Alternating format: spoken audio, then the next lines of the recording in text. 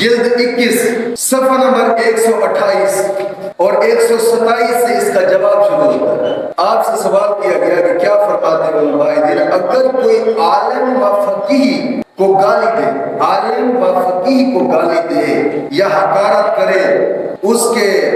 اوپر حکم کفر جاری ہوگا یا نہیں؟ اور اکثر عوام الناس اس زمانے میں عالموں کو گالیاں دیتے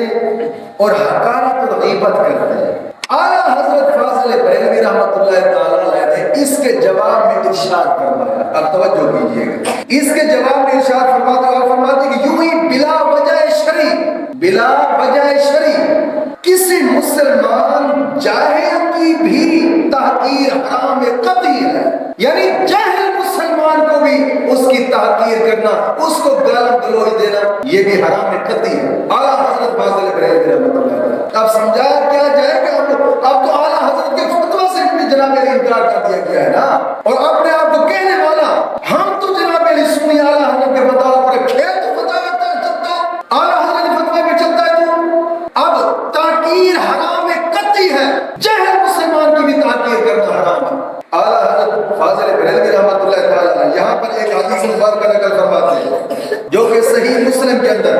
قدیمی کتب خانہ کراچی کی کتاب چھپی ہوئی دوسری جلد صفحہ نمبر 317 پر یہی حدیث مبارکہ اعلیٰ حضرت فاضل بریلوی نے فتاوی رضویہ کے اندر تعریف فرمایا آدمی کے بد ہونے کو یہ بہت ہے کہ اپنے بھائی مسلمان کی تحقیر کرے، اور مسلمان کی ہر چیز مسلمان پر حرام ہے، خون، آبرو، مال۔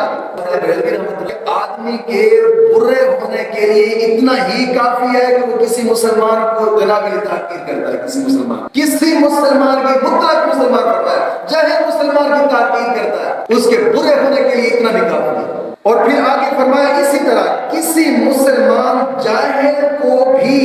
بے اذن شرعی گالی دینا حرام قطعی ہے۔ رسول اللہ صلی اللہ علیہ وسلم کا ارشاد مبارک پھر اعلیٰ حضرت نے یہاں پر نقل فرمایا، سباق المسلم فسوق، بخاری شریف کی حدیث مبارکہ ہے، قدیمی کتب خانہ پہلی جلد صفحہ نمبر 158 پر اعلیٰ حضرت فاضل بریلوی رحمۃ اللہ تعالیٰ نے فرماتے ہیں سباق المسلم فسوق، مسلمان کو گالی دینا گناہ کبیرہ ہے، کبیرہ گناہ ہے مسلمان کو گالی دینا۔ اور پھر آگے فرمایا مسلمان کو گالی دینے والا اس شخص کی مانند ہے جو ان قریب ہلاکت میں پڑنا چاہے۔ اور پھر آگے ارشاد فرماتے ہیں من آذى مسلما فقد آذاني، کہ جس نے کسی مسلمان کو ایذا دی اس نے مجھے ایذا دی، اور جس نے مجھے ایذا دی اس نے اللہ کو ایذا دی۔ اور یہ حدیث مبارکہ المعجم الاوسط کے اندر جو اعلیٰ حضرت فاضل بریلوی نے فتاوی رضویہ کے اندر نقل فرمایا کہ جس نے کسی مسلمان کو، حضور کا فرمان مبارک ہے، جس نے کسی مسلمان کو تکلیف دی اس نے مجھے تکلیف دی، جس نے مجھے تکلیف دی اس نے اللہ کو تکلیف دی۔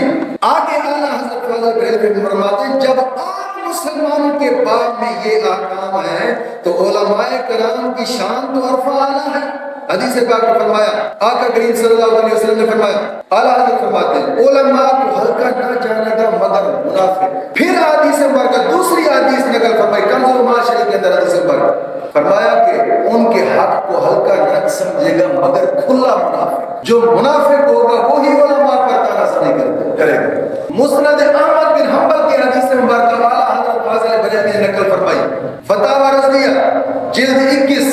صفحہ نمبر 129 پر حضور نے فرمایا جو ہمارے علماء کا حق نہ پہچانے وہ میری امت میں سے نہیں ہے۔ پھر اعلیٰ حضرت فرماتے ہیں پھر اگر عالم کو وہ برا کہتا ہے کہ وہ عالم ہے، یعنی عالم ہونے کی وجہ سے اس کو برا کہتا ہے، پھر تو صریح کفر۔ عالم ہونے کی وجہ سے کہتا ہے کہ یہ شخص یار عالم کیوں ہے، میں اس کو کافر کہتا ہوں، فرمایا یہ کفر ہے۔ اگر اگلا حدیث پاک میں ہے اگلا بندہ کافر نہیں، کہنے والا خود کافر ہو جائے۔ اور دوسری بات اگر بوجہ علم اس کی تعظیم فرض جانتا ہے، یہ کہتا ہے کہ یار علم ہے اس کے پاس، تعظیم اس کی مجھ پر فرض ہے، لیکن ذاتی اناد کی وجہ سے اس کو گالی دیتا ہے تاکیر کرتا تو اعلیٰ حضرت فرماتے ہیں سخت فاسق فاجر ہے یہ شخص، پھر بھی توبہ ضروری ہے اس شخص کے لیے۔ اگر بسبب رنج تکلیف دینے کی وجہ سے اس کو گالیاں دیتا ہے کہ اس کو تکلیف پہنچے، فرمایا پھر مریض القلب ہے، دل کا مریض ہے، خبیث الباطن، اندر کا خبیث ہے، پلید ہے اندر کا یہ شخص، اور پھر بھی